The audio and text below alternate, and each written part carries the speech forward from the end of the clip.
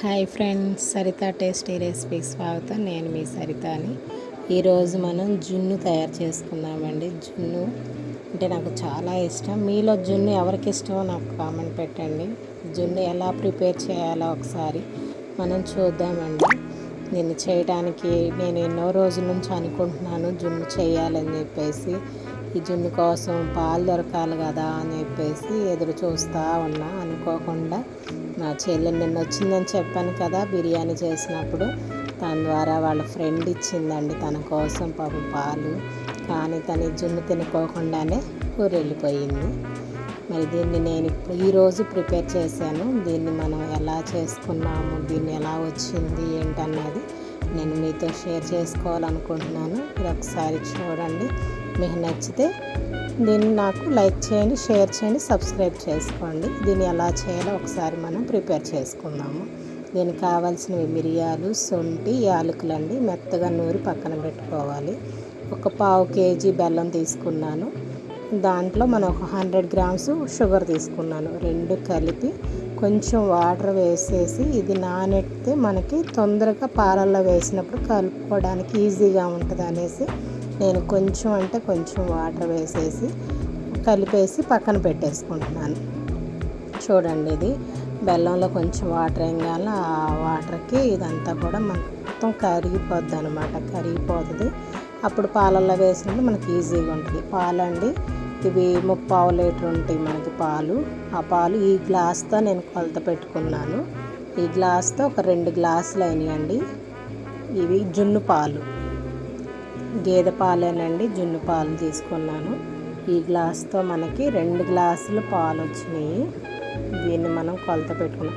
అంటే గేదె ఇచ్చేటప్పుడు కొంచెం దోమలు అట్లా వస్తాయి కదా, అట్లా ఏమన్నా నలకలు వస్తాయేమోనని చెప్పేసి నేనైతే వడకట్టుకుంటున్నానండి. అది చూడండి, నాకు అలా ఉంటే ఇష్టం ఉండదు. అందుకని చెప్పేసి నేను నెట్ పెట్టి వడకడుతున్నానండి. చూడండి, దాంతో మనకి 2 గ్లాసులు పాలు వచ్చినాయి.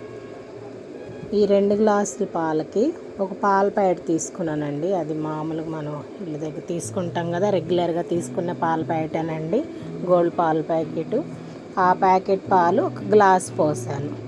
2 గ్లాసులు జున్ను పాలు అయితే 1 గ్లాసు మామూలు పాలండి. ఈ 3 గ్లాసుల పాలతో మనం ఇప్పుడు జున్ను రెడీ చేసుకుందాము.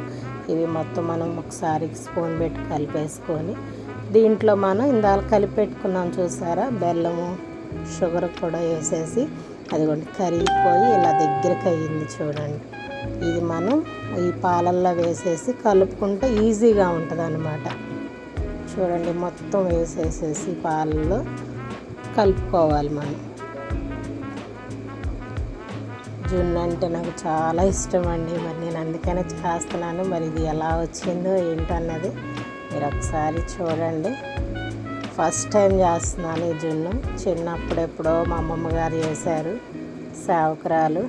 ఆవిడ చూపించారు నాకు ఎలా చేయాలి ఏంటన్నది. చిన్నప్పుడు చూసాను నేను, అమ్మగారు చేస్తుంటే ఆవిడ దగ్గరుండి చేపించారు.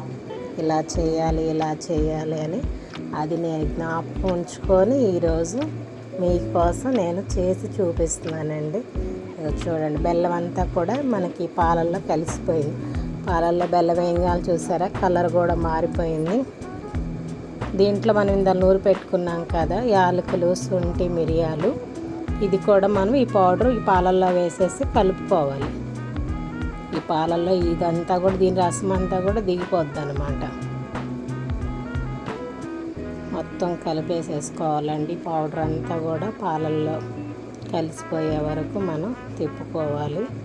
ఇట్లా కలుపుతూ ఉంటే పాలు చూడండి మంచిగా కలుపుకోవాలి. ఒక 5 నిమిషాలు 10 నిమిషాలు అలా కలుపుకుంటూ ఉంటే దాంట్లో ఉన్న రసం అంతా కూడా దిగిపోతుంది అనమాట.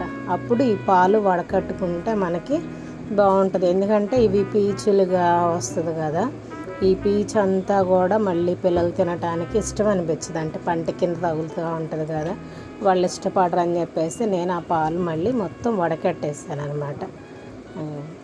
ఒక ఇడ్లీ పాత్ర పెట్టుకున్నానండి. దాంట్లో వాటర్లో చింతపండు వేసేసి ఈ గిన్నె ఆ వాటర్లో పెట్టేసి స్టవ్ పైన మీద పెట్టేసి మూత పెట్టేసాను. చూడండి, స్టవ్ మీడియంలో పెట్టుకోవాలండి, హై పెట్టకూడదు, అలానే సిమ్ పెట్టకూడదు, మీడియంలో పెట్టుకొని మనం కుక్ చేసుకోవాలండి. ఒకసారి ఇది ఎలా వచ్చిందో నేను ఒక 30 మినిట్స్ అండి, ఒక అరగంట పెట్టి ఉడకనిచ్చాను. అరగంట తర్వాత మూత తీసి చూపిస్తానండి మీకు. చూడండి ఎలా వచ్చిందో జున్ను, అసలు ఎంత బాగుందో కదా, కలర్ఫుల్గా చూస్తానికి. ఇది స్పూన్ మనం దింపినప్పుడు దాని లోపల పాలు మనకి చివర అంటితే లోపల ఇంకా మనకి కుక్ అవ్వలేదన్నమాట. ఇప్పుడు ఇది చూసారా, ఈ స్పూన్ నేను దింపినప్పుడు లోపల వరకు కూడా స్మూత్గా వెళ్ళిపోయి వాటరే వస్తున్నాయి. అంటే పాలు పచ్చిదనం అనేది అయితే ఏమి కనిపించట్లేదు మనకి, అంటే ఆల్మోస్ట్ అయిపోయినట్టే. కాకపోతే కొంచెం వాటర్ ఎక్కువగా ఉన్నాయి కాబట్టి నేను ఇంకొక 10 మినిట్స్ పెట్టేశాను అనమాట, స్టవ్ మీదే ఉంచేసి తీసానండి. ఇది తీసిన తర్వాత బయట చూపిస్తున్నాను మీకు.